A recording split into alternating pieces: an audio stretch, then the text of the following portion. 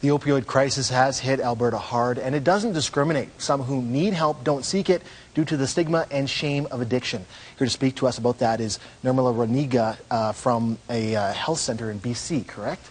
Yes, Chopra Addiction and Wellness Center. And you're here to talk to us about some effective addiction treatment measures, but for people to seek a treatment, they've got to get there first, and sometimes, like we said in our open, there's stigma attached, there's shame attached.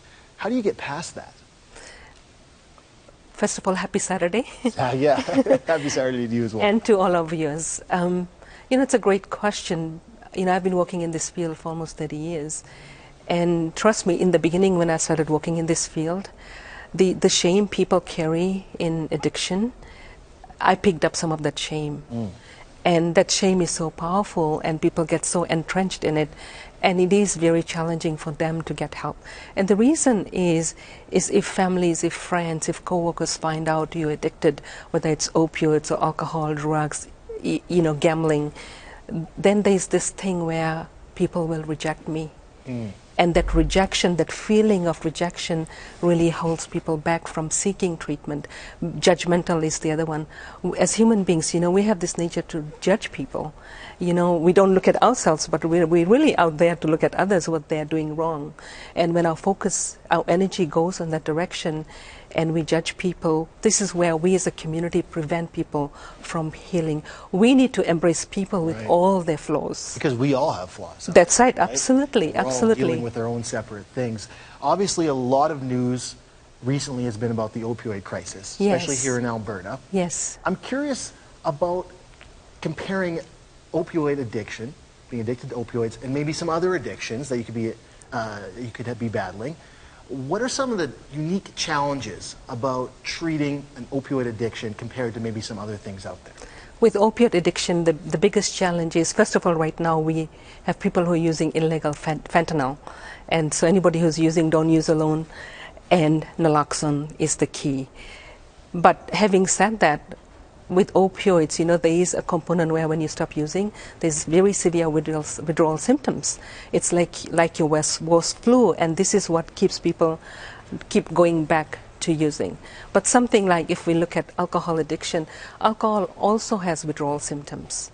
But when we come to something like food, or something like gambling, internet addiction, it's a little bit different in a sense. There is no right away of physical withdrawal symptoms, but the psychological compulsion part where that keeps the person in the addictive cycle. At the end of the day, it is about emotional pain. When we talk about... There's a void, right? People are trying to fill? Well, there's a void, but there's also a component of pain. A lot of people have emotional trauma. When we talk about the word pain, it is not having a purpose. And I talk about the 4 A's, that we all need: attention, affection, appreciation, and acceptance. Having an intention and trying to nurture and nourish yourself.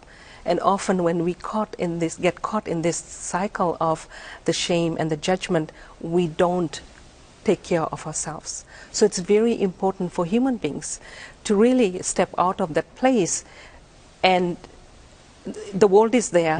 Really look after you. Your health is your wealth. You're here in Calgary to speak at a health show. Just quickly, where can people find you tomorrow if they want to hear more about your experience and your expertise? Well, I'm there whole day today and tomorrow at the Calgary Stampede, and my team is here as well. And anybody has any questions about addiction, about healing, about treatment, we're here to really promote education and awareness so more people can seek help. And tomorrow afternoon at 2 o'clock, I will be giving a talk on opioids and how to get on a healing path, because it's not only about medication healing, which is Suboxone, methadose, but also looking at other modalities like massage, acupuncture, diet, and all these things. Actually, therapeutic work is the path of healing. Most important, compassion. Compassion, there it is. Thank you so much for being here this morning. If you want to learn more about other treatment options and what you guys do, you can visit the website on your screen right now. Thanks so much. Thank you so much.